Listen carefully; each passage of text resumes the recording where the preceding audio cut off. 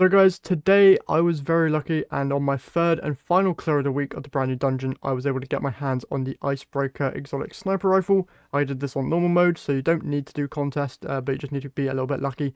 So yeah, today we're going to do a full deep dive on this weapon. Is it good for DPS? Catalyst info, some neat stuff to know about the actual perks of this weapon and more. But before we get into it, as always, if you're going to enjoy this video, if you could leave a like and subscribe to the channel, I would very much appreciate it. And with that being said, let's just jump into today's video. So this weapon, in my opinion, is really, really good.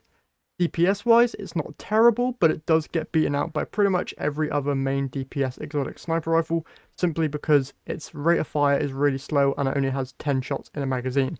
If you limit every other sniper to only having 10 shots as well, I'm sure it does pretty good damage, but every other sniper has way more than 10 shots, so you're able to put out more damage just in general.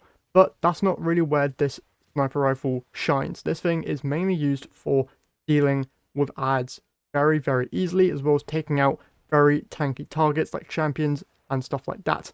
So its perks are no backup, where final blows or assists with any other weapon or ability have a chance to create an ammo brick for Icebreaker, and defeating powerful combatants will create multiple rounds. And then you also have Icebreaker, where defeating a target with this weapon causes them to explode, but precision final blows or shattering a frozen target instead triggers an ignition.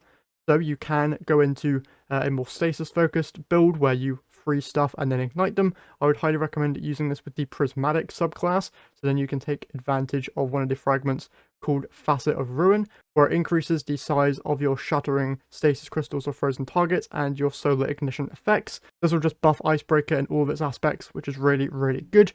But if you want to lean more on the ignition side, you can run the solar subclass here. And there are 3 fragments in general that I would recommend you use.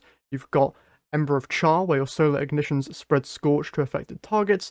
You then have Ember of Blistering, where defeating a target with solar ignitions grants grenade energy. And then you also have Ember of Eruption, where your solar ignitions have increased area of effect.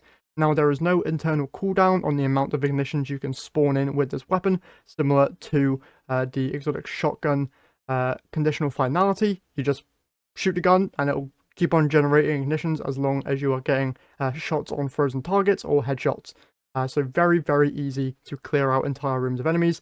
And in the gameplay you're seeing, the ammo generation for this thing is actually really, really good. And one neat trick you can do is that you can get a kill of Icebreaker and then quickly swap to another weapon. And if you do that quick enough and get a double kill that way, you'll just get the ammo back for Icebreaker. So it doesn't have to be exclusively multi-kills with other weapons. You can kind of mix in Icebreaker into that multi-kill scenario and you'll get ammo back. Now, the catalyst for this weapon has not been actually unlocked yet, because many people seem to believe that it is tied to the master version of the dungeon. But there is a quest from Spider which has you going through and completing all of the puzzles within the dungeon, and completing those puzzles is what you need to do in order to complete the catalyst, but that's not how you actually unlock it. I saw Skarrow was able to actually complete all the puzzles and he got the catalyst like thing to drop, but then he went over to the weapon and the catalyst itself wasn't actually there.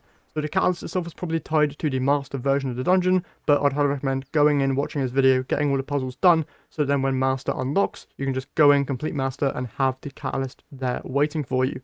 Now, in terms of what the catalyst actually does, it apparently returns a bullet if you shoot that bullet at a frozen or slowed target. So that's going to be pretty good for just keeping its ammo up. Might be good in DPS phases if you're able to constantly have a target slowed or frozen. But in most scenarios, a target isn't going to be frozen or slowed long enough for you to be able to switch back to Icebreaker and then get a shot off to cause the ignition. Unlike conditional finality, where it's just rapid freezing and ignitions, Icebreaker takes a little bit longer due to just how it feels and having no actual freezing capability on the weapon itself. And yeah, that's basically everything there for Icebreaker. There is an ornament here which I'm able to now preview for you. It's really, really cool, but I personally prefer the original version. So if you like a gold Icebreaker, you can get this by getting the weapon and then buying it from the Eververse store.